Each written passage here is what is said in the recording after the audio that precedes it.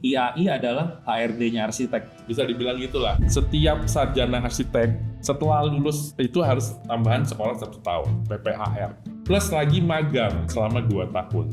Magang bukan berarti kayak nggak dibayar. Anak magang kan masih bodoh. Sebagai perusahaan, gue mendingan PRS 1 aja, ngapain gue bayar lu? Ya, fondasi dasar kita berarsitektur adalah menciptakan lingkungan binaan yang baik.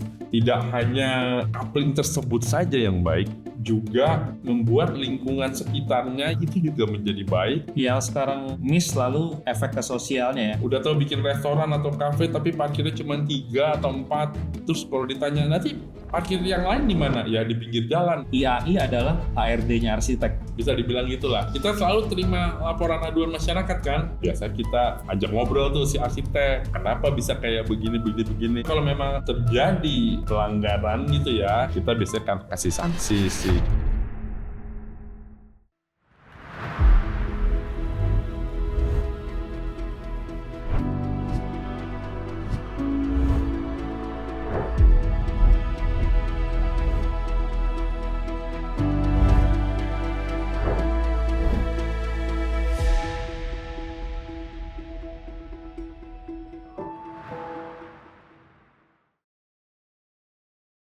Mas Teguh, Ya, thank you for coming. sama-sama. Terima kasih.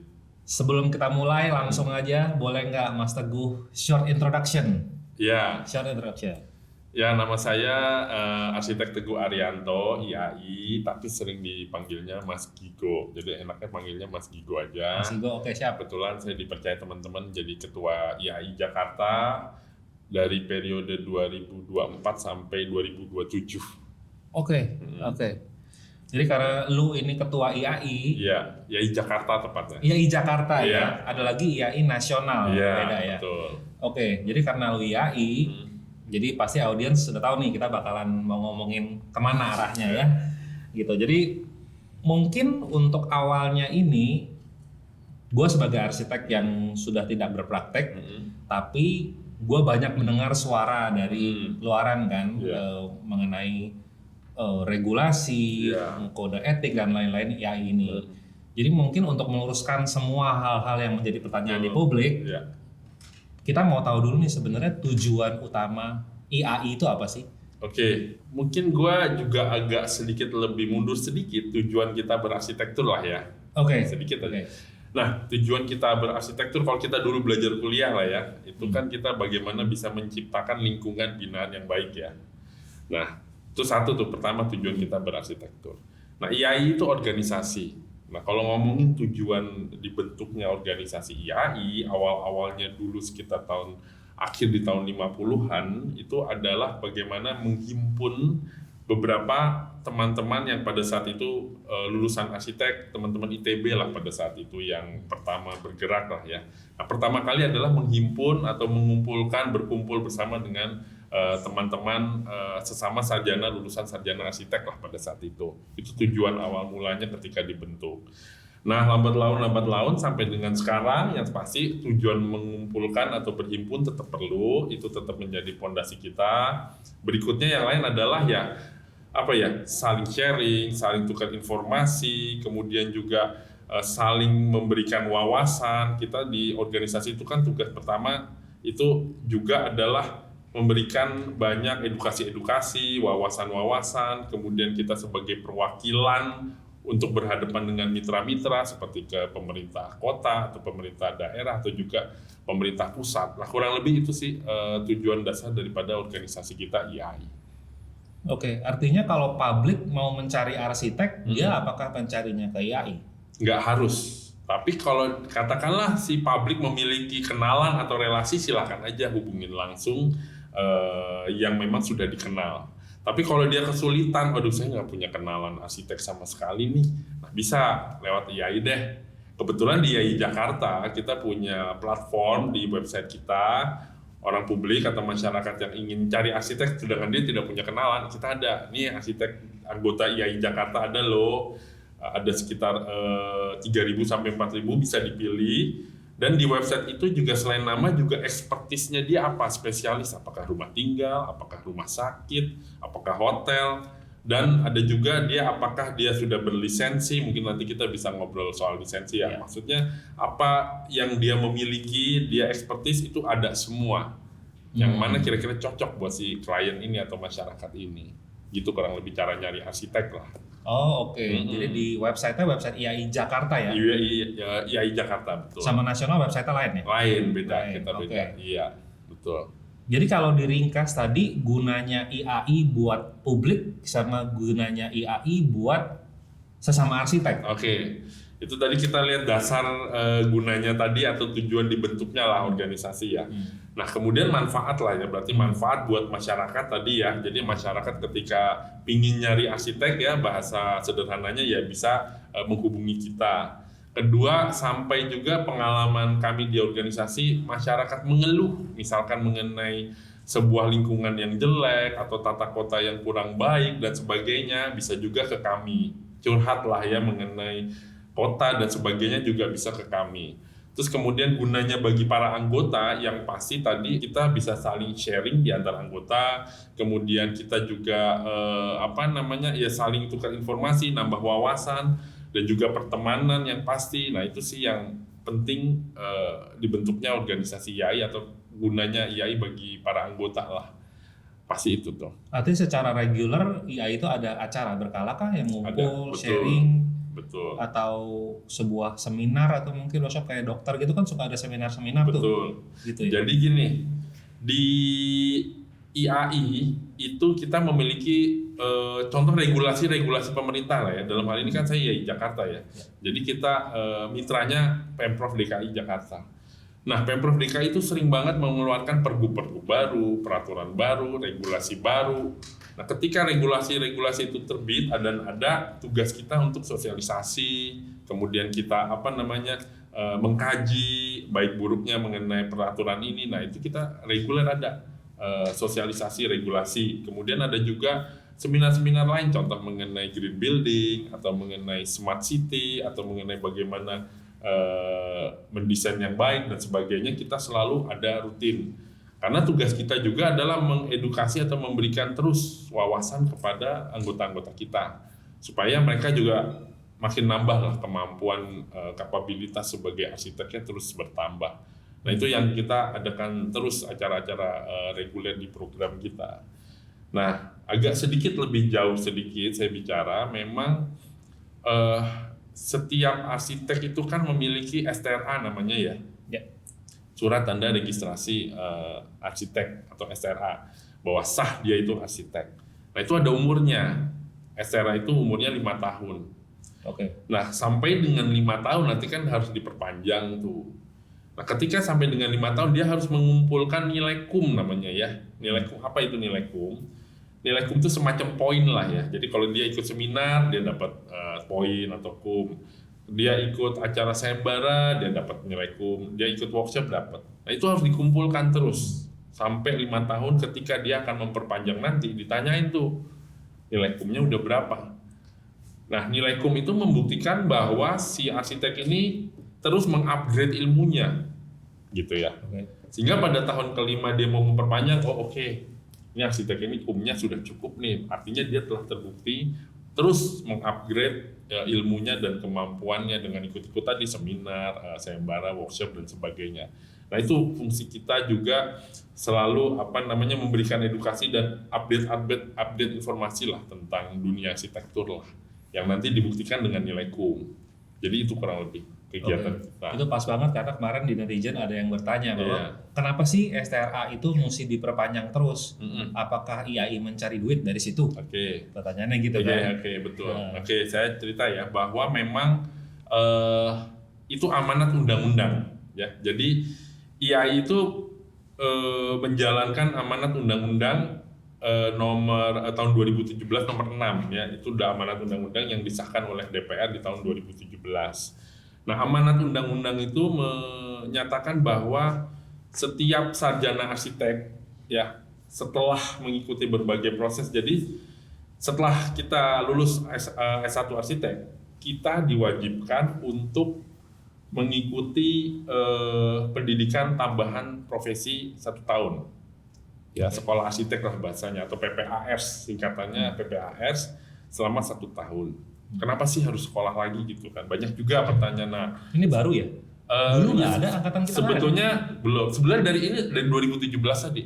Begitu tadi undang-undang terbit, harus kayak begitu. Ya, jadi zaman kita nggak ada ketahuan yang umurnya dong. Oke, jadi setelah kita semua orang sarjana arsitek, setelah lulus itu harus tambahan sekolah 1 tahun, PPAR. Sekolahnya di mana? Nah, di beberapa kampus udah buka. Ada ya? Kalau di Jakarta udah ada Untar, kemudian udah ada Pancasila, dan ada juga BINUS, dan beberapa kampus lain dia sudah menyelenggarakan sekolah tambahan 1 tahun. Kenapa sih harus sekolah lagi sih? Kan kita 4 tahun sekolah. Dulu kita masih 5 tahun ya zaman saya. Cuman kan sekarang ini udah 4 tahun S1. Nah, UIA itu induk organisasi arsitek dunia lah ya. Itu mengarahkan untuk bisa mendapatkan gelar arsitek ya, atau sertifikat atau SRA tadi. Sekolah arsiteknya harus 5 tahun. Nah, masalahnya di Indonesia kan cuma 4 tahun nih S1. Jadi kita perlu nambah 1 tahun agar kita juga bisa diakui oleh dunia. Itulah kurang lebih prinsipnya. Supaya kita bisa diakui dunia bahwa ini loh, dari Indonesia itu juga sama dengan seluruh dunia. Standarnya sekolah arsiteknya 5 tahun. Maka kita perlu nambah lagi sekolah arsitek 1 tahun. Plus lagi magang, ya, magang profesional, namanya magang profesional selama 2 tahun. Ini mirip-mirip mungkin sama dokter ya kan, mirip sama dokter, mungkin koas ya bahasanya ya. Artinya dia selama 2 tahun belajar berpraktek di kantor-kantor konsultan arsitek atau berguru lah ya sama arsitek-arsitek yang sudah mendapatkan SRA. Setelah itu apa? Setelah itu dia boleh ngambil ujian SRA. Ya, kalau lulus dia bisa dapat ujian SRA tersebut, bisa dapat SRA tersebut. Gitulah proses daripada supaya bisa mendapatkan SRA. Oke. Itu sih. Tadi yang PPARS ya? Iya, PPARS ya. PPARS ya. PPARS itu belajarnya apa selain yang di luar kampus? Kalau magang gue ngerti lah, di kantor belajar handle real project kan. Iya, betul. Kuliah ya udah kuliah lah, ada mata kuliahnya. Nah, PPARS ini belajar apaan? Oke. Jadi PPARS itu lebih fokusnya bagaimana kalau kita mungkin kuliah banyak teorinya lah ya. Nah, di PPARS itu setengah teori, setengah berpraktek juga, belajar bagaimana mulai berpraktek. Okay. Ada belajar kode etiknya juga, ada belajar mengenai bagaimana berpraktek. Jadi ibaratnya kita siap untuk nanti langsung berpraktek, itu udah siap.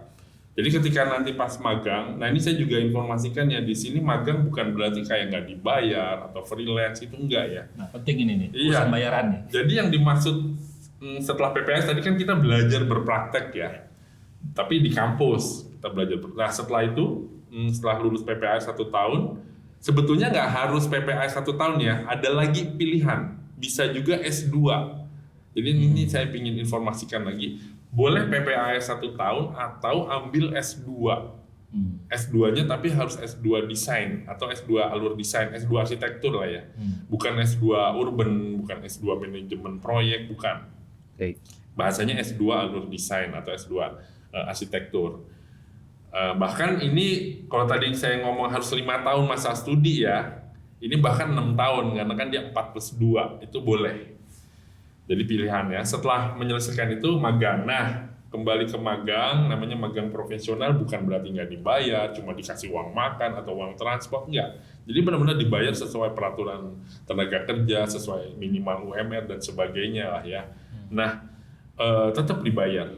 Jadi bukan freelance ya, benar-benar dia harus belajar bagaimana berpraktek lah, dari skematik desain sampai dengan pengawasan lapangan. Nah, jadi diharap benar-benar udah siap nanti terjun ketika udah lulus magang, ujian SRA udah siap deh, apa berpraktek di dunia lah, di Indonesia gitu. Oke, gitu. Mas Gigo, ini kalau magang ya, jujur anak magang kan. Kalau gue bisa bilang masih bodoh, ya sebagai perusahaan kalau harus membayar orang bodoh kita rugi nih mikirnya. Nah ini bagaimana nih tarik menariknya antara regulasi harus dibayar orang magang, tapi company enggak, gue bayar orang bodoh, gue mendingan bayar S1 aja, ngapain gue bayar lu? Jadi gini, betul. Kita proses teknisnya berarti ada calon pemagang, ada calon, kita bahasanya mentor tuh. Ya kan, yang tadi mau meng-hire itu kita bahasanya mentor.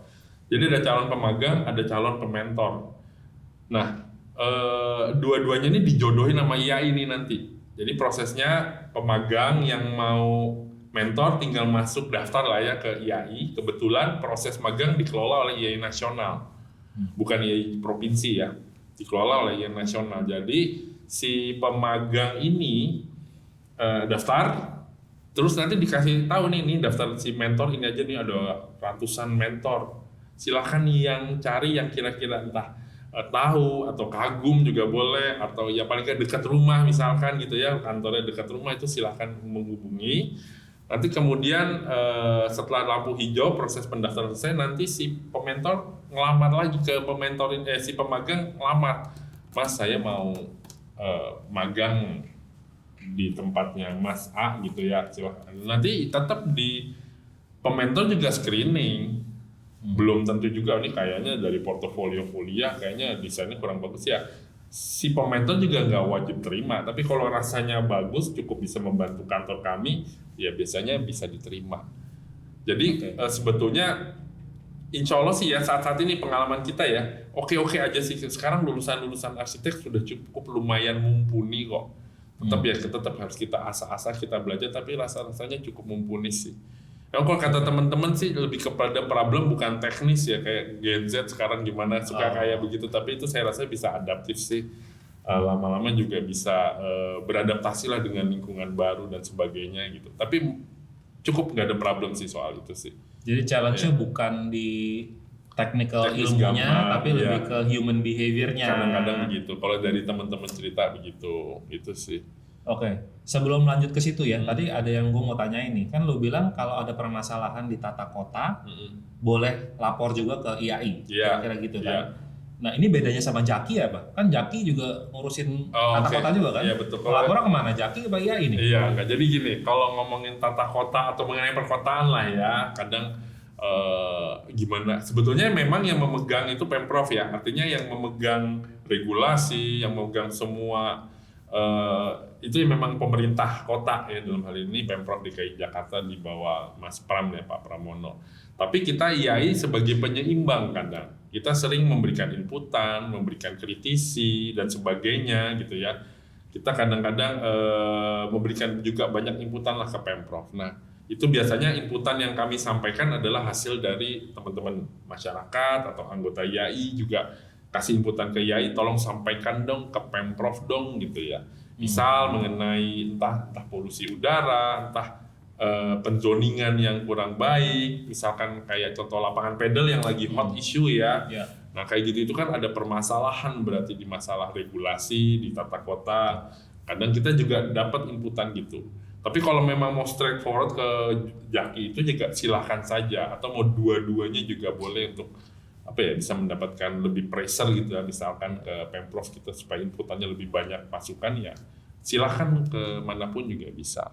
Mengenai cagar budaya, ini kok di daerah Menteng kok banyak yang mulai tidak terjaga ya do something dong misalkan kayak gitu. Nanti kita sampaikan ke Pemprov, kurang lebih kayak gitu sih sarana penyalurannya. IAI punya aplikasi nggak buat lapor?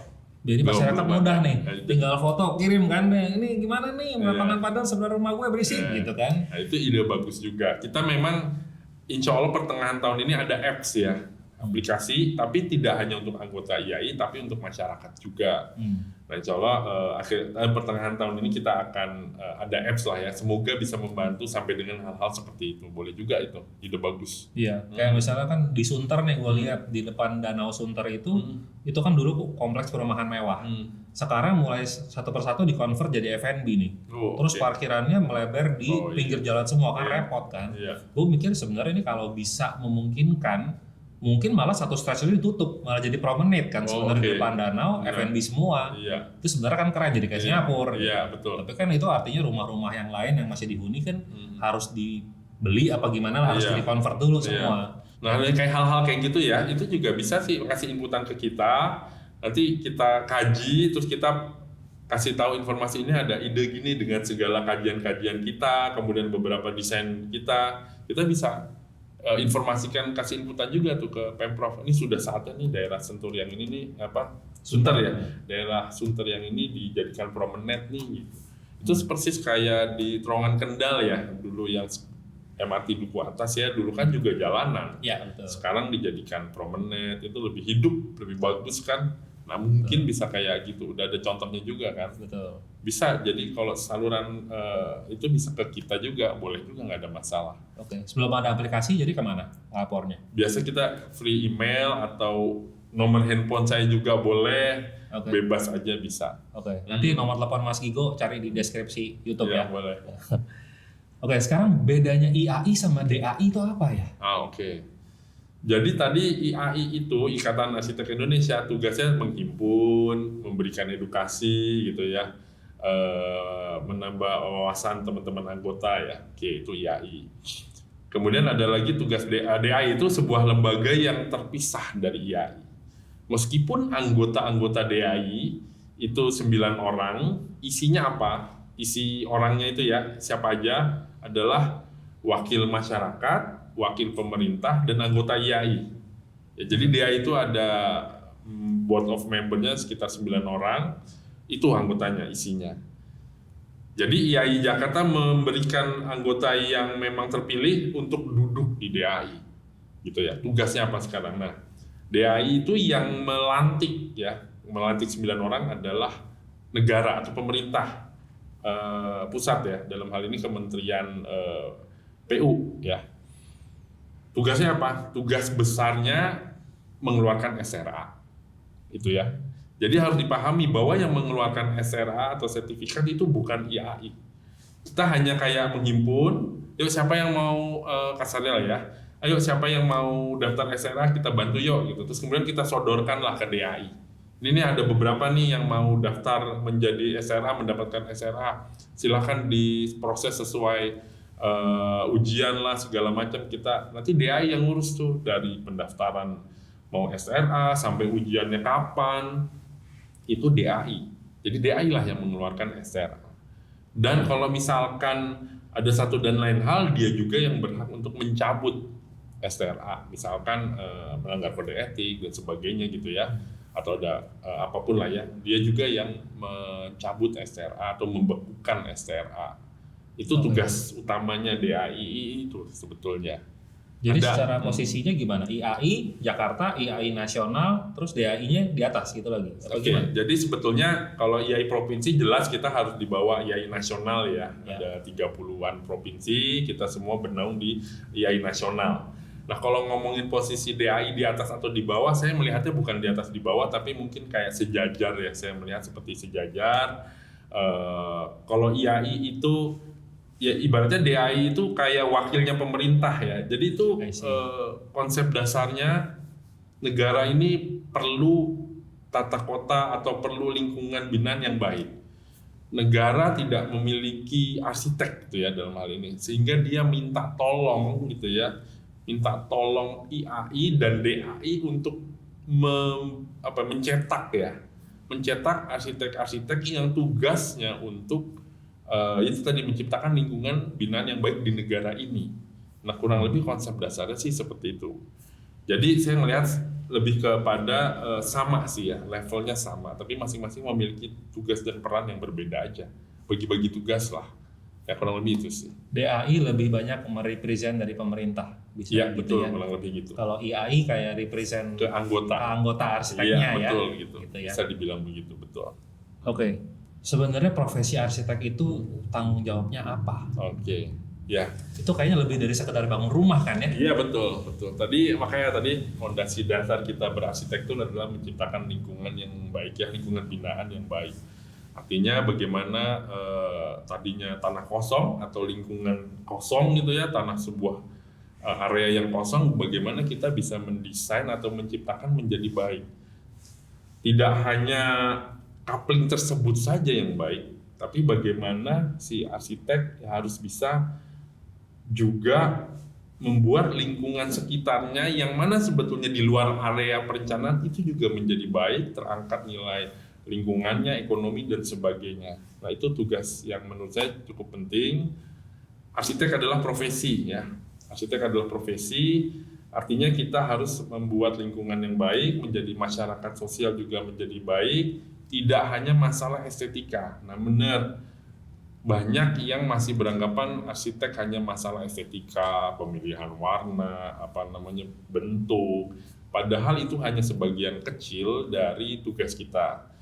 Kita harus juga memikirkan keamanan, kenyamanan, kemudian kesehatan bangunan. Nah itu hal-hal yang penting juga, sama pentingnya, dan yang pasti mengenai dampak sosial dan lingkungan. Ketika kita ngedesain bangunan begini, dampak sosialnya apa? Nah itulah yang sebetulnya profesi kita harus berpikirnya ke arah situ gitu. Dan mungkin masyarakat juga perlu tahu bahwa memang arsitek tugasnya sampai dari skala kaplingan aja, skala luasan regional sampai skala kota. Nah, itu yang kita harus pikirkan dampak-dampaknya apa, hasil desain kita. Nah, itu sih kurang lebih. Yang sekarang miss lalu efek ke sosialnya ya, efek ke lingkungan ya. Biasanya karena begitu. kebanyakan cuma di petak doang kan yang dia kerjain. Betul. Ya, contoh gampangnya ya si padel, bikin lapangan padel ya oke padel. Ya, bagus jadi. Tapi efek ke samping-sampingnya orang terganggu. Iya. Sampai jumlah parkir tadi ya Jumlah kan. parkir, betul. Ya, jumlah parkir itu juga harus dipikirkan.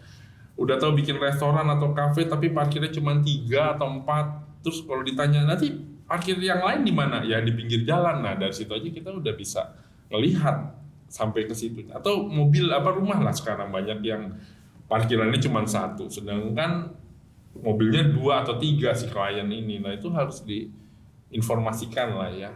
Sampai hal-hal kayak sumur resapan ya, itu juga si arsitek harus terus mengingatkan pentingnya sumur resapan, jumlah parkir, hal-hal gitu yang dampaknya nanti jelek harus, ya itu tanggung jawab arsitek. Karena dampaknya ke lingkungan ya. Yes, betul. Karena kebanyakan kan egois ya sebagai pemilik rumah. Iya. Buat gue ngirit, gue baik-baik aja gitu. Iya benar. Tapi efek keluarnya nggak dipikirin. Iya benar itu. Itu sebenarnya institusi yang harus jagain ya, atau orang yang berlisensi, orang yang punya STH itu yang jagain. Iya betul. Nah kami juga IAI kalau dapat laporan kayak begitu, ya biasa kita ajak ngobrol tuh si arsitek. Kenapa bisa kayak begini gitu kan? Ya kadang-kadang ada yang arsiteknya udah bener desainnya, tapi si penghuni yang ngerubah atau bagaimana, itu juga kadang kayak begitu. Tapi kalau memang terjadi pelanggaran gitu ya kita biasanya kan kasih sanksi sih ke arsitek tersebut gitu sih. Jadi si IAI adalah HRD-nya arsitek. Bisa dibilang gitulah. Kita selalu terima laporan aduan masyarakat kan? Ya. Jadi ya kita meneruskan lah keluhan masyarakat itu. Kita kan tugasnya juga satu ya membina anggota. Kalau anggota ada yang baik ya kita kasih apresiasi. Tapi kalau ada anggota yang kurang baik ya kita harus kasih teguran atau sanksi-sanksi lain gitu. Nah, ya itu salah satu tugas kita juga, membina supaya anggota kita semua bisa menjalankan kode etik dengan baik, menjalankan regulasi dengan baik, tidak ada niat untuk pelanggaran regulasi lingkungan. Nah itu tugas kita, dan selalu mengingatkan regulasi kita, selalu bikin seminar. Nah itu kurang lebih yang IAI selalu kerjakan sih gitu. Arsitek kan profesi, beda sama bisnis ya? Iya beda, betul.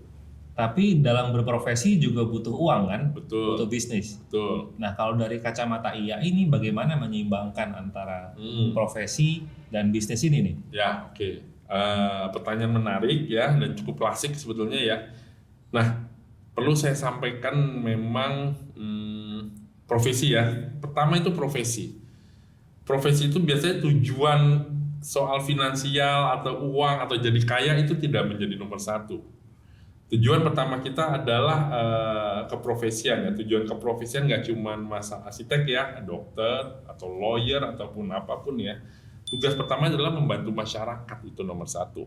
Membantu masyarakat mendapatkan arsitektur yang baik, desain yang baik dan sebagainya. Itu tugas pertama, menciptakan lingkungan binaan, lingkungan kota yang baik. Itu tugas pertama.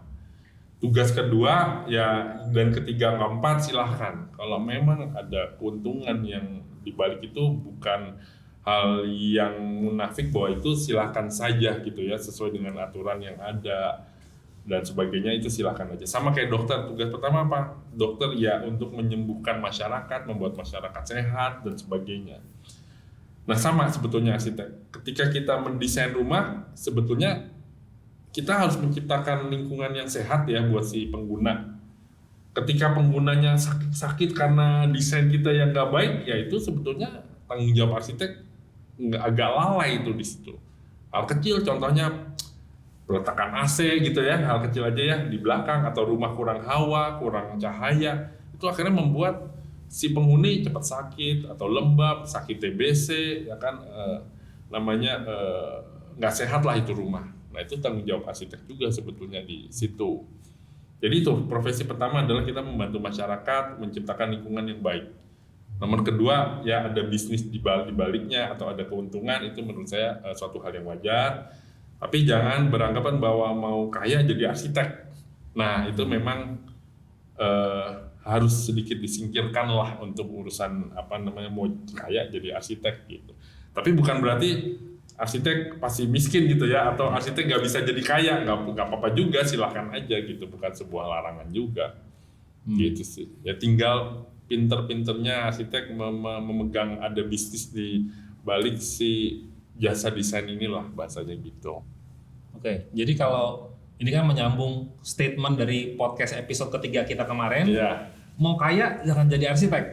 Jadi kalau dari kacamata IAI atau mungkin secara personal Mas Gigo, bener nggak kalau jadi arsitek nggak bisa kaya? Oke, nggak bener juga sih, nggak bener.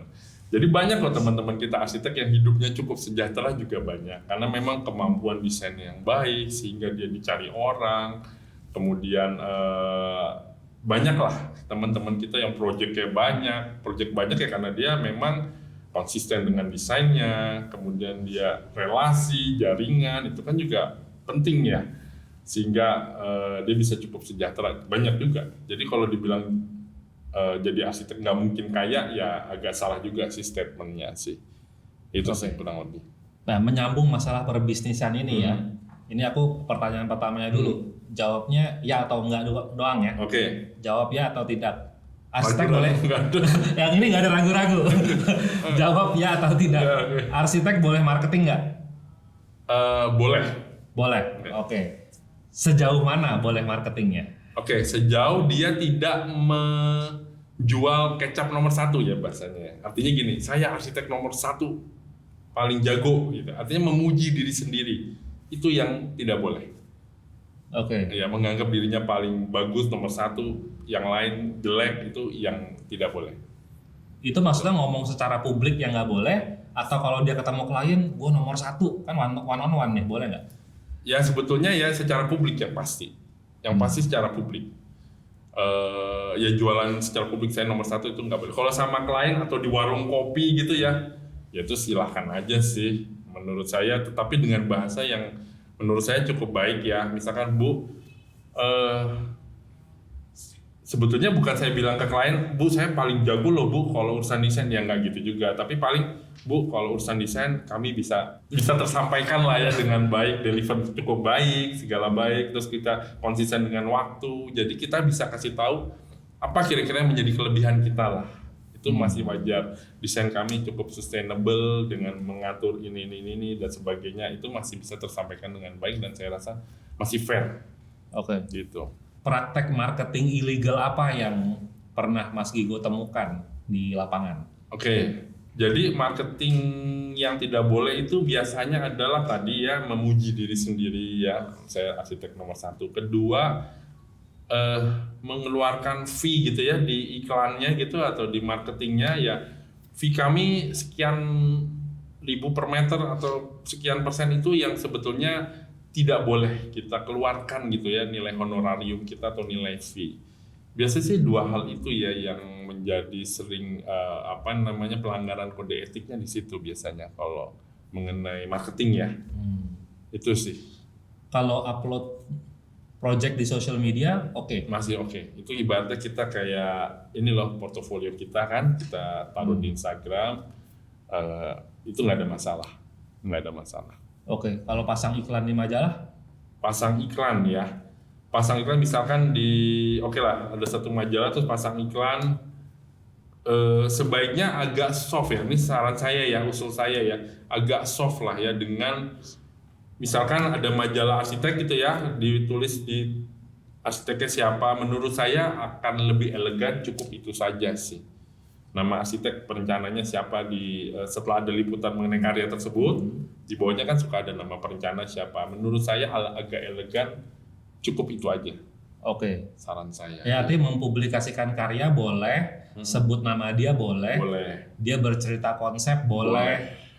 Tapi jangan bilang ini gua paling bagus, gua paling keren, ini biaya gua sekian per meter. Iya, itu yang nggak boleh. Nggak boleh. Betul. Oke, kenapa nggak boleh keluarin harga?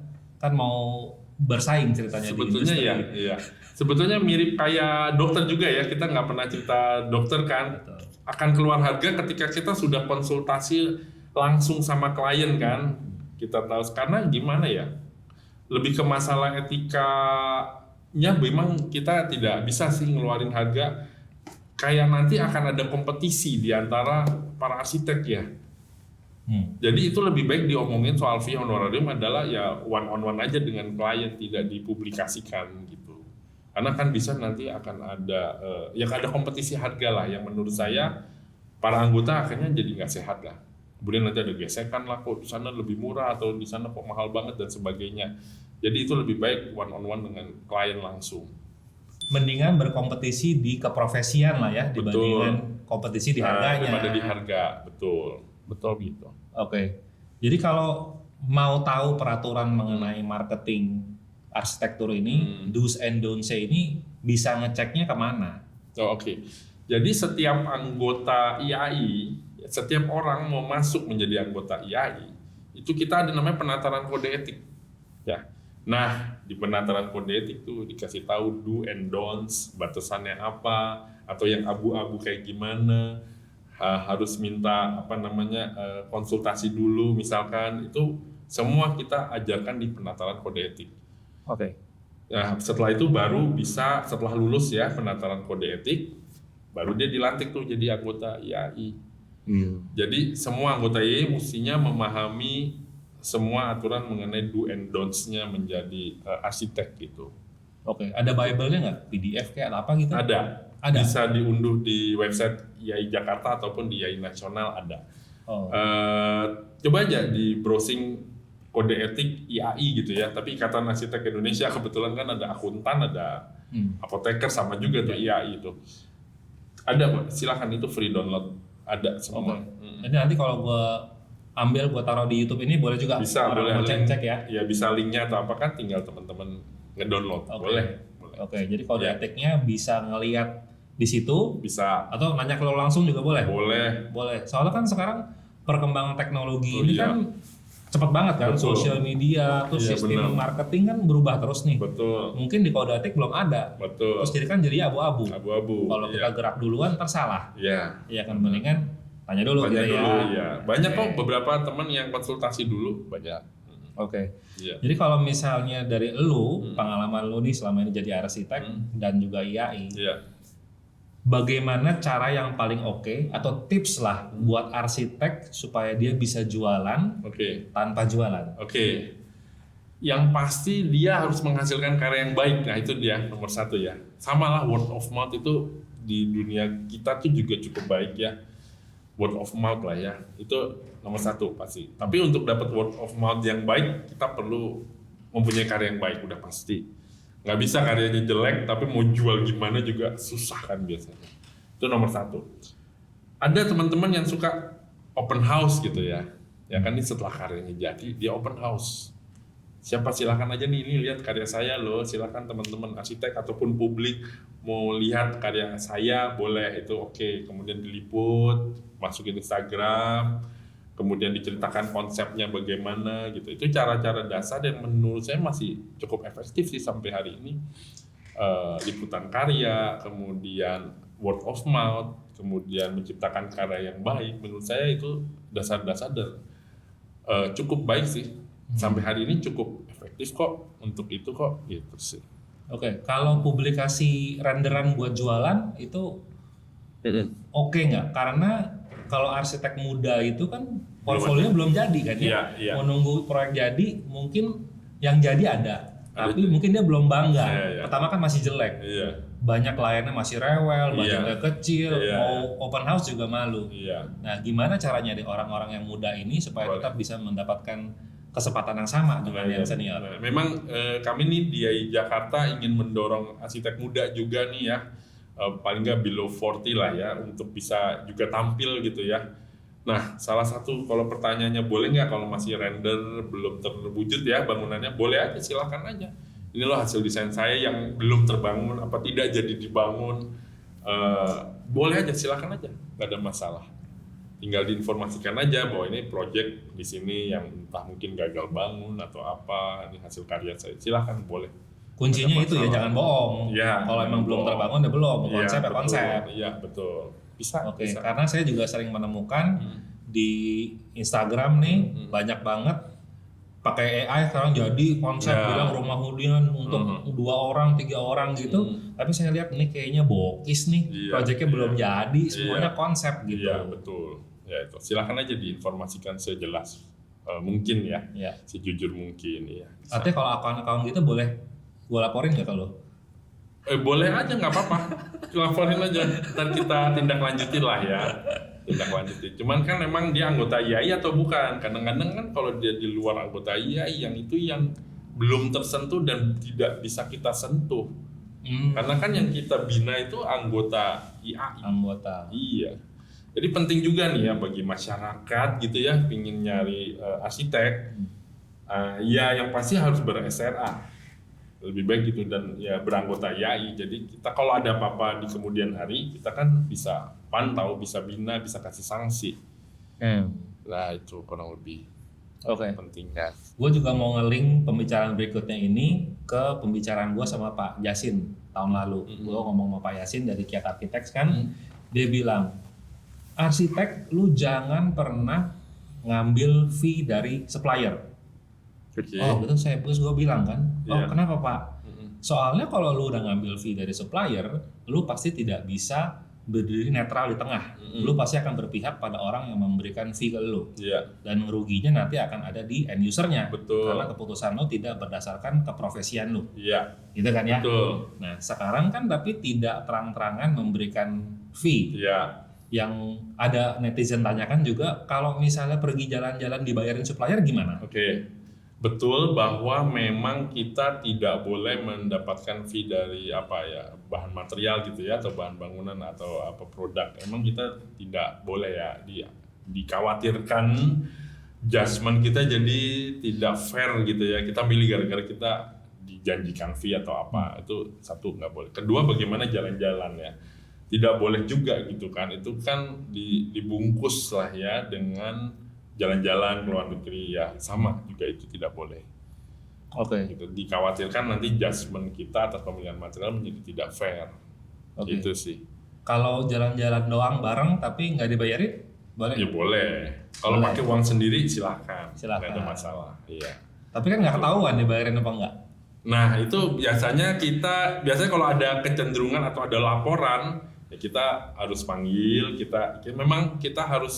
Kita ada majelisnya ya, namanya majelis kode etik, yang belum tentu kan pelanggaran itu nggak pasti benar atau salah. Kadang-kadang kita harus abu-abu, sehingga kita harus panggil juga, kemudian kita ngobrol sama dia, ya nanti dia baru di situ kan kasih statement, apakah dia dibayarin atau enggak dan sebagainya. Nah dari situlah nanti majelis kode etik akan memutuskan bersalah atau tidak. Kalau bersalah pun sanksinya apa. Jadi kita ada kayak majelisnya lah. Ada di tingkat provinsi, ada juga di tingkat nasional. Sanksinya apa tuh contohnya? Sanksi yang paling ringan teguran. Sanksi yang paling berat ya pemberhentian STRA. STRA cabut. Cabut. Ada juga yang tengah-tengah pembekuan sekian bulan gitu. Itu juga ada. Kalau dia nggak punya STRA? Nah itu kalau nggak punya STRA. Udah nggak punya melanggar. Nah ini ada kasus sering kali gini. Ada end user atau pengguna tiba-tiba ngadu ke kita.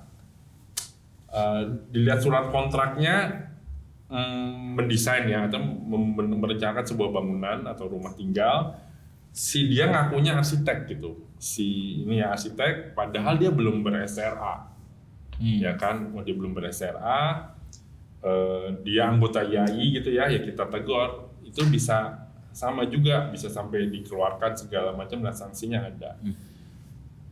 Kadang kalau si end usernya itu bawa ke kasus itu hukum kan bisa juga dianggap sebagai pembohongan kan. Ibaratnya, wah gue ternyata dibedah sama bukan dokter ya gitu. Ternyata dia ngaku-ngaku dokter, ternyata bukan dokter. Sama halnya juga gitu. Wah kemarin dia ngaku arsitek, ternyata belum ber-STRA. Berarti kan dia belum arsitek. Sehingga si orang ini mestinya tidak boleh ngaku arsitek dong gitu. Kadang kita juga terima beberapa kasus sih kayak begitu gitu loh. Ya biasanya kita mediasi dulu ya, kita coba nggak terlalu lebar ke meja hijau dulu lah, kita coba mediasi dulu, kita selesaikan dulu di internal kita. Kurang lebih gitu sih proses-proses kalau ada pelanggaran kode etik gitu. Jadi kalau kata-kata arsitek diganti sama jago desain rumah, boleh? Jago desain rumah ya. Nah kata desain rumah ini, pertanyaannya nih agak sulit nih. Nah kata desain rumah itu ya berarti sebetulnya overall ya dia as an arsitek ya. Sama mungkin saya pernah cerita juga dokter kandungan sama bidan gitu lah ya. Ya kan sama-sama bisa melahirkan bayi. Tapi kan ada batasan ya. Bidan itu kan nggak bisa kayak operasi sesar segala macam ya. Ada batasan. Sama juga gitu loh. Ada yang arsitek, ya kalau arsitek fungsinya udah sampai komplit lah ya, sampai full service segala macam ya. Tetapi tidak dipungkiri juga, memang banyak yang belum ber-SRA tapi mendesain rumah ya. Terus banyak juga klien yang entah kurang tahuannya gitu ya, sehingga dia merasa oke aja gitu sama orang yang non SRA. Desainnya bagus segala macam, tapi kita nggak tahu kemampuan di balik itu ya. Artinya mungkin estetika bagus kelihatannya kan, klien biasanya ngelihat cuma estetika ya. Tapi nggak tahu di dalamnya gimana efek lingkungannya, penghawaan, pencahayaannya itu kita nggak tahu karena kita nggak tahu sejauh mana kompetensi mereka. Bukan berarti saya bilang mereka nggak jago gitu ya. Tapi kita meragukan atau ya semua keraguan itu biasanya dijawab dengan SRA gitu loh, ya kan? Sama kita orang bisa nyetir belum tentu punya SIM, tapi orang yang punya SIM udah pasti bisa nyetir. Nah kurang lebih kayak gitulah analoginya lah. Oke ya. Baik. Ini ada pertanyaan juga dari publik ya. Publik nanya, kenapa orang berebutan jabatan IAI? Apakah di dalam ada potensi perputaran uang yang banyak?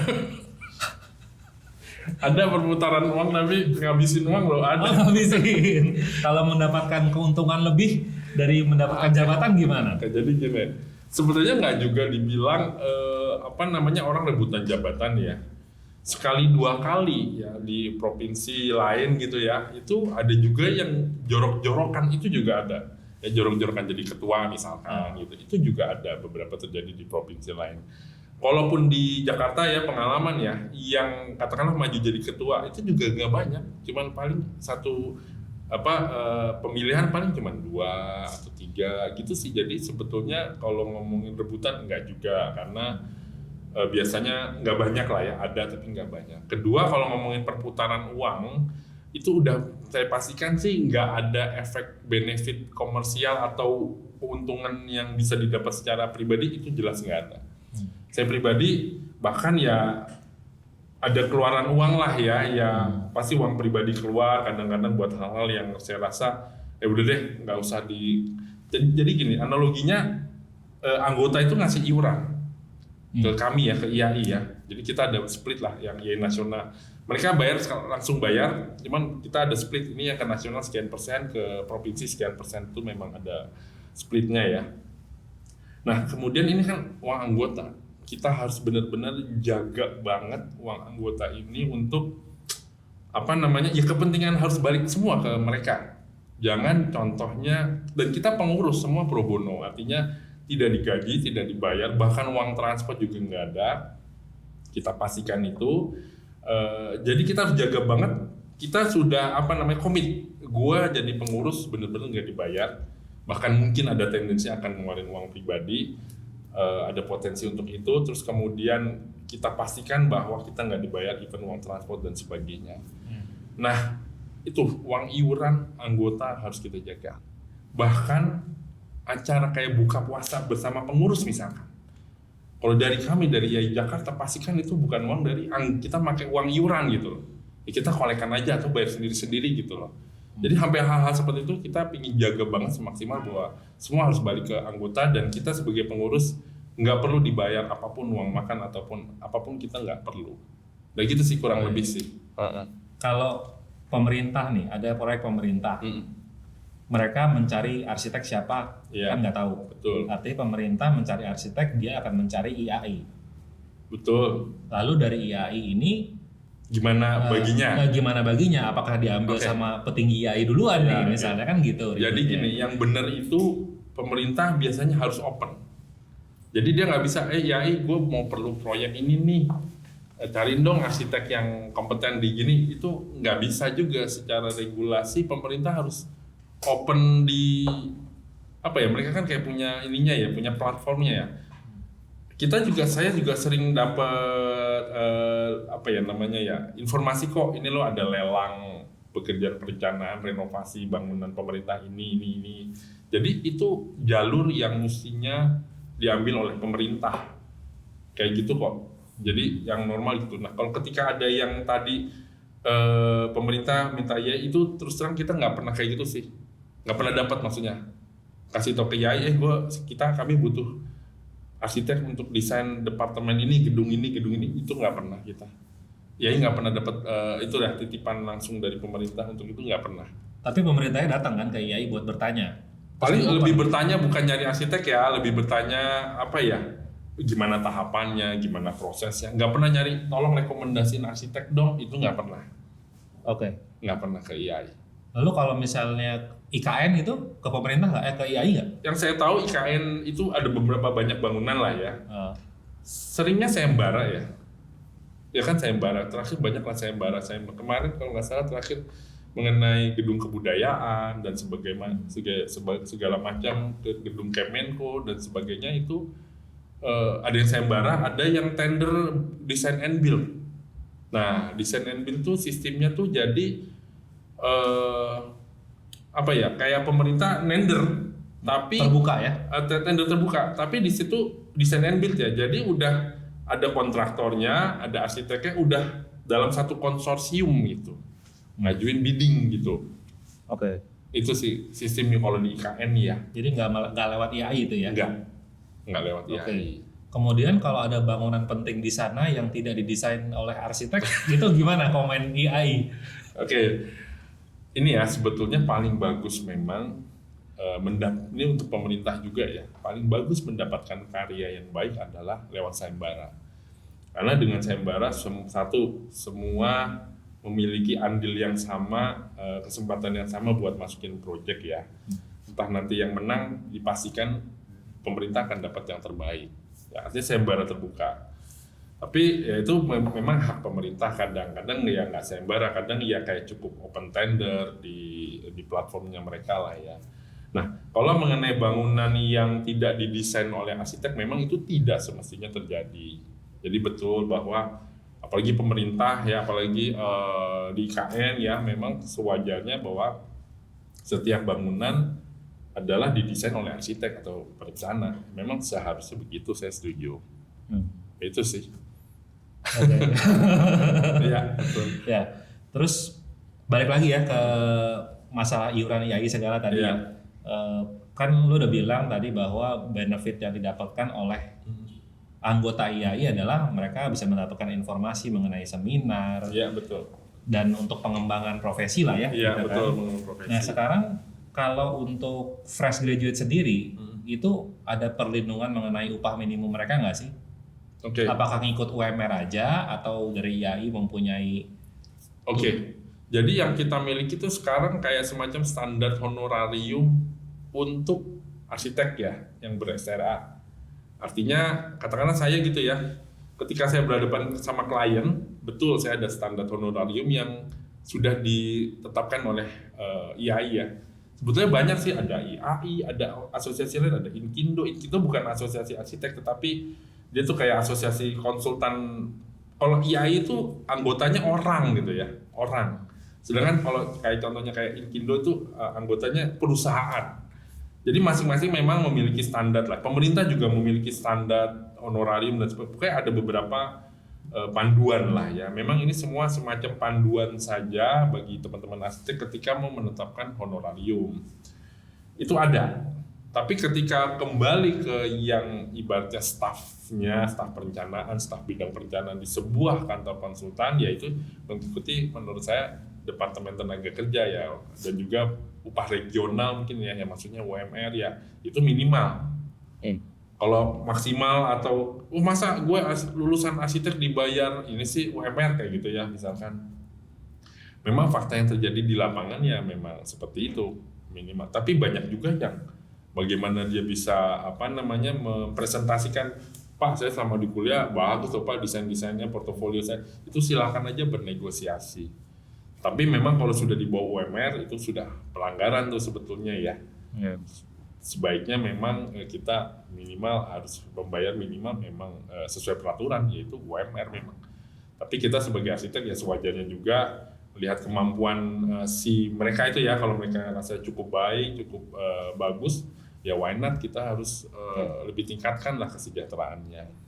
Oke. Gitu sih. Jadi ketentuan minimum kan ngikutin pemerintah. Iya, betul. Ketentuan minimum ngikutin pemerintah. Tapi kalau misalnya si arsitek tersebut tidak bisa menjual dirinya, of course dia akan dapetinnya ya minimum aja kan. Iya, betul. Mau sejago apapun dia tetap harus belajar marketing dan menjual diri sendiri. Iya, betul. Iya. Oke, siap. Sekarang kita mau masuk ke lebih teknis mengenai STRA nih. Jadi biar orang tahu alurnya sebenarnya buat ngambil STRA tadi itu adalah lulus PPARS atau S2 desain atau S2 desain, magang 2 tahun, iya. 2 tahun terus baru boleh ikut ambil ujian STRA. Ujian STRA. Iya. Oke. Daftar tuh ke DAI. Daftarnya ke DAI. Iya. Daftarnya ke DAI. Oke. Tapi nanti biasanya di DAI prosesnya juga dibantu oleh IAI provinsi masing-masing. Tapi daftarnya ke DAI ada websitenya. Oke. Ini kan buat yang arsitek-arsitek baru nih. Kalau sekarang yang udah senior yang masa itu udah lewat gimana? Kan kemarin dia udah lewat nih masanya. Iya. Jadi dari 2017 sampai dengan 2025 kemarin nih, ya kita tutup kemarin Desember, ada namanya masa transisi. Apa itu masa transisi? Masa transisi adalah di mana tidak bisa tidak ikut PPARS, boleh. Bisa tidak perlu ikut magang, boleh. Tapi harus dibuktikan dengan pengalaman kerja paling tidak sampai dengan 6 tahun. Pengalaman kerja sama orang atau kerja berpraktek? Apapun.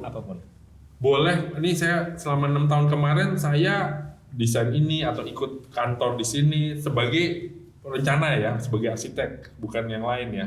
Itu boleh. Saya ini loh saya ada 6 tahun. Itu IAI akan oke, berarti nggak perlu ikut proses magang, nggak perlu ikut sekolah tambahan 1 tahun, boleh. Tapi itu udah ditutup kemarin 2025. Nah kami juga di IAI udah sosialisasi, ini loh batas akhir nih, tapi tetap aja gitu ya, masih ada yang kok udah ditutup sih gitu ya, kok kemarin nggak ngomong-ngomong gitu ya. Setahu saya kita udah cukup sosialisasi, cukup masif ya dari jauh-jauh hari sebelumnya, jauh-jauh tahun sebelumnya malah. Nah sekarang adalah proses benar-benar menerapkan apa yang ada di undang-undang tersebut. Harus PPAR atau S2 dan plus harus magang. Oke. Gitu. Jadi pilihan mereka sekarang ada 2 nih. Ikut magang atau nggak ambil STRA gitu kan. Iya betul. Pilihannya begitu. Iya betul, kayak begitu. Karena sekarang. kemarin dia mendesain di dalam gua, nggak mendengar informasi. Iya betul. Oke, bedanya STRA sama lisensi apa? Oke. Karena kemarin ada yang bilang, ini IAI kok ribet banget sih, ada STRA, terus ada lisensi lagi. Ya. Okay. Udah PPARS, magang, STRA, lisensi. Susah benar gitu. Iya. Jadi ingin saya sampaikan ya bahwa kita tidak ada maksud meribetkan gitu ya. Tapi kita satu ikutin undang-undang. Ya, undang-undang bukan IAI yang buat, tapi undang-undang adalah DPR. Undang-undang itu terus terang mungkin beberapa orang ngerasa tidak menguntungkan arsitek. Ya. Namanya undang-undang. Itu adalah untuk melindungi masyarakat. Ya itu intinya tujuannya ya, undang-undang. Memang ini undang-undang bikin ribet arsitek. Nah memang begitu, undang-undang itu memang melindungi masyarakat untuk bisa jangan sampai dia mendapatkan arsitek gitu ya yang ternyata belum ber-STRA, Nah, itulah fungsi undang-undang. Jadi wajar kalau teman-teman yang arsitek ngerasa diribetkan dengan undang-undang itu, ya memang undang-undang maksudnya buat melindungi masyarakat. Nah, mengenai proses ya, tadi pertanyaannya, apa lisensi ya, beda SRA dan lisensi. Setelah mendapatkan SRA, artinya kita berhak disebut sebagai arsitek. Kita berhak ngomong sama orang atau di kartu nama bahwa kita arsitek gitu ya. Artinya secara legal kita boleh memiliki boleh berpraktek sebagai arsitek. Nah, apa itu license atau lisensi? Ini juga sama sesuai undang-undang, bahwa lisensi itu adalah gini, filosofinya saya nih ber-SRA dari Jakarta atau anggota IAI Jakarta, saya memiliki SRA, jadi dari Jawa sampai Papua, saya berhak disebut arsitek gitu ya, dari Jawa sampai Papua, Kalimantan. Nah, apa itu lisensi? Saya perlu menambah satu lagi persyaratan mengambil lisensi. Nah, lisensi secara peraturan ada di tiap provinsi. Meskipun sekarang belum semua provinsi mengeluarkan. Yang mengeluarkan Pemprov masing-masing ya. Bali ya yang ngeluarin daerah Bali. Jakarta ya Pemprov Jakarta, Jawa Tengah ya Pemprov Jawa Tengah. Jadi dikeluarkan oleh masing-masing Pemprov. Jadi ada 30-an itu lisensi. Apa sih maksudnya gitu, kayak gitu. Jadi ketika saya dapat proyek di Jakarta, ibaratnya lisensi adalah orang yang bertanggung jawab dan berhak tanda tangan lembar IMB atau PBG, gitu ya. PBG is IMB yang sekarang yang dulu namanya IMB, sekarang PBG. Kita tanda tangan tuh di lembar kertas atau apa itu. Orang yang hanya ber-SRA itu belum bisa tanda tangan PBG atau IMB. Kenapa harus gitu lagi sih, gitu kan? Jadi orang yang berlisensi, jadi lisensi ada lisensi Jakarta, ada lisensi Bali, ada lisensi Jawa Tengah. Ketika saya sudah berlisensi Jakarta, sudah dipastikan saya paham pergub-pergub di Jakarta, gitu ya. Saya nggak bisa saya bisa ambil lisensi Bali. Saya harus paham dulu pergub-pergub di Bali, karena masing-masing pergub atau peraturan gubernur atau peraturan daerah mengenai bangunan itu tiap provinsi berbeda. Mengenai KDB, KLB, kalau di Bali harus ada konten lokalnya, harus bagaimana, di Jakarta juga mengenai TOD, itu harus gimana, mana ada di daerah lain soal TOD gitu kan, nggak ada peraturan TOD. TOD apa? TOD itu Transit Oriented Development ya, artinya yang dekat-dekat stasiun MRT itu boleh ada KLB lebih, KDB lebih, nah itu kan di daerah lain nggak ada. Kalau saya ke Bali, saya harus tahu bahwa daerah sini harus konten lokalnya, desainnya seperti Bali dan sebagainya. Nah, itulah gunanya ketika saya mau ngambil lisensi Bali, saya harus belajar dulu pergub-pergub Bali gimana sih gitu. Kalau saya udah pelajarin, silahkan saya ambil ujiannya. Setelah lulus saya boleh ambil PBG atau tanda tangan PBG untuk bangunan di Bali gitu. Demikian juga sebaliknya, teman-teman Bali mau ngambil lisensi Jakarta, dia harus paham dulu peraturan-peraturan Jakarta. Kalau udah paham, ikut ujian, setelah lulus ujian ya dia dapat lisensi Jakarta. Jadi nggak heran kalau orang satu SRA dia punya 2 lisensi. Oh, saya pemegang lisensi Bali, saya pemegang ditambah lisensi Jakarta juga saya pegang, lisensi Jawa Tengah juga saya pegang. Artinya orang ini paham pergub-pergub daerah-daerah tersebut. Nah, kurang lebih itulah filosofinya tuh begitu. Jadi kalau lisensi itu sebenarnya lebih ke konteks perkotaan nggak sih? Iya, ya? betul. Benar ya? Iya. Karena kemarin gue sempat ngobrol sama si Bran tuh, dia arsitek muda, dia waktu itu kuliah di Amerika. Dia bilang waktu di sana tuh kalau mau ngebangun kan ada surat izin. Iya. Itu sebuah pembangunan rumah bisa nggak keluar surat izinnya karena tampak rumahnya tidak sesuai dengan looks kotanya. Iya, betul. Looksnya ngaco banget nih, ini bukan kota gue banget nih, disuruh ganti. Iya, benar. Gitu. Jadi sebenarnya tugas orang berlisensi adalah ngejagain itu ya. Yes, betul. Oke. Tapi kalau lisensi harus diambil apa enggak? Apa boleh minjem? Enggak harus. Beli atau kolaborasi lah. Oke, jadi gini, itu kembali lagi ya. Biasa kayak kantor konsultan, jadi nggak semua SRA berlisensi, dan itu nggak ada masalah. Kadang kantor konsultan besar, katakanlah tuh kantor konsultan A gitu ya, dia memiliki pegawai arsitek yang ber-SRA bisa 20-an gitu ya. Tapi yang berlisensi biasanya satu kantor itu cuma satu, yaitu mungkin prinsipalnya lah. Artinya kalau ada tanda tangan IMB, ya yang tanda tangan si prinsipalnya aja. Jadi dari 20 STRA di kantor tersebut ya biasanya cuma 1 atau 2 yang memiliki lisensi dan itu sah-sah aja, nggak ada masalah. Nah, mengenai pinjam meminjam dan sebagainya, kita bahasanya tidak dipungkiri banyak tiba-tiba yang mungkin yang kayak skala rumah tinggal atau bangunan menengah lah ya, nggak high rise lah ya. Itu dia punya SRA segala bisa mendesain, ketika mau PBG, waduh, saya nggak punya lisensi nih, nggak boleh tanda tangan. Dia terpaksa biasanya berkolaborasi atau bekerja sama dengan teman yang memiliki lisensi. Nggak masalah, tapi mereka berdua ya harus saling, terutama yang memegang lisensi ya, harus tahu bangunannya gimana, mereview dan sebagainya. Karena at the end dia loh yang tanggung jawab nanti. At the end dia yang tanggung jawab.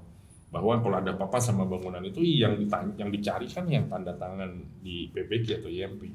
Jadi silakan mereka berkolaborasi. Yang tidak boleh atau yang biasanya melanggar kode etik adalah banyak memang teman-teman kita, ya terus terang anggota IAI juga, ya kita juga kemarin juga mengenakan sanksi kepada teman-teman tersebut, tapi alhamdulillah mereka sudah, setelah menjalani sanksi sekarang mereka sudah cukup baik. Jadi yang mereka lakukan tuh mereka udah memegang SRA dan lisensi, terus kemudian ya ada sekarang di Jakarta ya, saya nggak tahu di daerah lain ya, ada semacam kayak biro jasa pengurusan IMB atau PBG lah ya, saya rasa gitu ya. Kelihatannya teman-teman ini itu kelihatannya bayar gitu ya, senilai sejumlah uang, terus kemudian tanpa tahu desainnya apa gitu. Jadi dia tanpa tahu desainnya apa, tiba-tiba keluar aja nama-nama dia tuh di pelang-pelang IMB atau PBG, tanpa si arsitek ini memahami sebetulnya desainnya apa, segala macam itu apa itu. Nah itu yang nggak boleh, itu namanya kalau kita nyebutnya signer ya. Artinya gue asal kasih lisensi gue entah buat apa, nggak di-review, nggak kolaborasi, sehingga tiba-tiba nama dia muncul di beberapa pelang IMB yang dia juga nggak tahu desainnya apa. Ada yang memang begitu, ada juga yang dicatut namanya, itu juga ada yang dicatut. Nah kalau yang dicatut ya kita harus proses siapa yang nyatut ya. Biasanya si arsitek ini juga nggak tahu menahu itu. Nama dia dicatut di mana-mana. Nah itu biasanya kita, kalau itu udah urusan publik, udah urusan hukum tuh biasanya. Pakai nama-nama arsitek yang punya STRA gitu.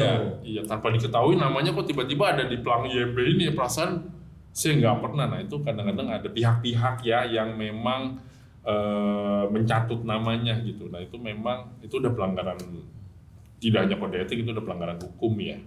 Oke. Gitu sih. Jadi kalau lisensi dalam hal berkolaborasi kan mungkin pasti ada terlibat pembayaran ya. Betul. Lu bayar buat lu license ya. Iya. Tapi lu tanggung jawab ya. Soalnya dia sebagai tanda tangan kan ada apa-apa dia yang dicari dong. Iya. Dia mesti tahu urusan dong walaupun dia dibayar. Itu legal ya. Ya bahasa kasar bukan gue pakai lisensi lu ya gue bayar sekian. Ya mungkin nggak begitu juga ya, itu menurut saya terlalu rough ya. Yang baik adalah kita kolaborasi yuk. Ini saya ada desain, ada klien, saya tahu saya nggak punya lisensi, yuk kita bareng berdua dari awal proses desain. Jadi lebih baik tuh seperti itu. Yuk kita barengan gitu kan. Jadi masing-masing juga ada transfer ilmu dan sebagainya. Nah itu yang paling ideal dan paling baik tuh seperti itu. Jadi sebaiknya dilibatkan dari depan. Sebaiknya dari bukan awal. Bukan di ujung mau bangun baru betul. Panggil. Iya, sebaiknya dari awal. Gitu. Lalu kalau misalnya di aplikasi-aplikasi hijau sama oren ada yang jual STRA gimana nih? Itu terus terang saya juga sekali dua kali saya terima ini ada jual STRA apa, itu saya belum pernah konfirmasi sih. Saya sih curiga teman-teman yang kita nih beranggota ya, itu kayak nggak, kalaupun mau nakal ya nggak berani begitu juga sih. Tapi mungkin kalau ada waktu boleh juga tuh saya iseng cek kali ya. Cek ya. Gimana sih kayak gitu ya, kok bisa kayak gitu? Artinya dia ngambil STRA ya sama kayak prinsip tadi mau kolaborasi lisensi kan. Cuman ini kolaborasi STRA sekarang. Kalau kolaborasi STRA mah tidak boleh ya. Kalau kolaborasi lisensi kan masih boleh tadi. Sebetulnya sama prinsipnya. Kolaborasi misalkan saya belum ber-STRA nih, entah gimana saya dapat tugas dari orang atau teman atau apa untuk mendesain rumah ya. Dari awal saya udah mendingan lebih baik melibatkan teman-teman yang ber-STRA untuk mendesain bareng dari awal. Sama kayak halnya lisensi. gitu. Ya paling bagus ya kolaborasi sama teman-teman yang udah ber-SEA dan lisensi sekalian. Ketika mendesain dari awal udah harus begitu, lebih baik begitu. Kalau gitu, menurut lu sekarang tantangan terbesar dari profesi arsitek di Indonesia apa sih? Oke, tantangan terbesar ya. Masyarakat makin banyak gitu ya, jumlah populasi ini saya ngomong konteks Jakarta ataupun Indonesia lah ya. Kalau tantangan terbesar jelas kalau ngomongin konteks kota ya populasi makin banyak. Sehingga bagaimana kita bisa dengan populasi yang banyak dengan lingkungan gitu-gitu aja, area terbatas. Bagaimana kita bisa menciptakan lingkungan yang baik di segala keterbatasan itu ya, keterbatasan lahan, tapi populasi makin banyak, artinya makin banyak crowded. Nah itu bagaimana kita bisa menciptakan kota yang baik lah ya, itu nomor satu. Kedua, kualitas arsitek lah ya. Tidak dipungkiri juga memang kualitas arsitek harus terus kita tingkatkan lah ya. Kesadaran menjalankan profesi sesuai kode etik, kemampuan dia berarsitektur. Nah itu juga tantangan berikutnya yang harus kita terus edukasi ke teman-teman anggota, ngasih informasi dan sebagainya. Kemudian ya masalah AI juga ya. AI itu sebetulnya bukan kita mengharamkan, kita juga sama sekali nggak mengharamkan. Kebetulan di Jakarta itu kita ada bidang yang kita bentuk, yaitu bidang teknologi perencanaan dan perancangan arsitektur. Bagaimana kita di situ justru memanfaatkan AI sebagai tools ya, At the end, profesi kita adalah bagaimana kita membantu masyarakat. Ketika kita mau membantu masyarakat dengan memakai AI supaya bisa lebih efisien, lebih efektif, ya why not ya. Itu kita tidak masalah, justru kita arahkan bagaimana memakai AI yang bertanggung jawab sebagai tools, sebagai efisiensi, efektivitas, itu kita nggak ada masalah. Terus tantangan lain ya, saya rasa sih tantangan utama yang besar sih itu ya. Kemudian regulasi-regulasi yang cukup banyak ya, yang terkadang tumpang tindih dan sebagainya. Itu juga kita perlu pelajari baik. Hal-hal lain tuh misalkan juga suka ada statement dari masyarakat bahwa arsitek itu cuma buat orang kaya gitu ya. Itu juga ingin saya sampaikan bahwa memang ke teman-teman arsitek kita juga gitu ya. Kita harus sering juga mendedikasikan skill kita, ilmu kita kadang-kadang ke masyarakat berpenghasilan ke bawah dan sebagainya. Itu juga perlu ya saya informasikan ke para anggota kita ya. Yuk jangan cuman bangun rumah mewah, menara gading, tapi kadang kita harus juga turun ke masyarakat, membenahi dan sebagainya. Ya, itu sih beberapa tantangan saya rasa ke profesian kita sih. Ya, jadi kata kuncinya sebenarnya jangan lupa keprofesian arsitek ya, jangan melulu bisnis gitu kali ya. Betul itu penting banget, benar. Setuju saya. Oke. Itu sih. Buat penutup kita main games ya, Go. Karena hari ini itu banyak masalah mengenai boleh apa enggak, melanggar apa enggak ya. Jadi gue kasih lu ada 3 kartu, kebalik ini nih. 3 kartu. Kartu merah boleh, nggak boleh. Kartu merah nggak boleh. Kartu hijau boleh. Abu-abu ragu-ragu gitu ya. Mungkin boleh, mungkin enggak. Jadi nanti yang jawab langsung Mas Kigo. Oke, gua kasih lu 3 kartu. Gua tanya. Disclaimer dulu ya, ini semua pertanyaannya tanpa konteks ya. Jadi memang jawabannya pun bisa abu-abu. Jadi jangan dipelintir menjadi konten yang kagak-kagak. Oke. Lalu nanti kasih angkat aja ya, lu mau lihat ke kamera sini juga boleh. Oke. Arsitek upload karya di sosmed. Oke. Karyanya tapi dari kantornya yang lama. Walaupun dia arsitek in charge-nya. Siap. Tulis harga desain per meter di postingannya. Postingannya di Boost Ads.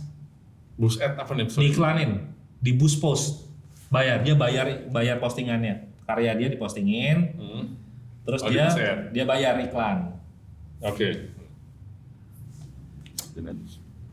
Pemilik rumah bikin testimoni terhadap arsitek itu di sosmed. Tapi atas permintaan arsiteknya. Oh,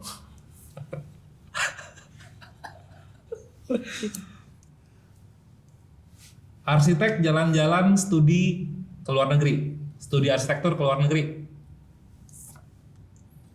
Tapi studinya bareng supplier material. oh bareng ya, oke. Bareng supplier, oke. Oke. Arsitek bikin pameran karya. Pamerannya dibayarin supplier. Oh,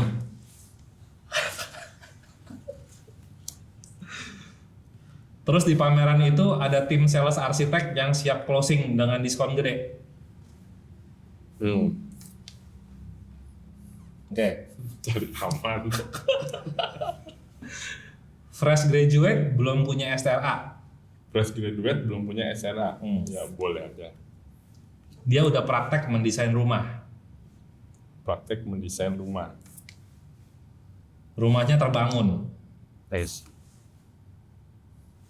Minjemin STRA ke fresh graduate.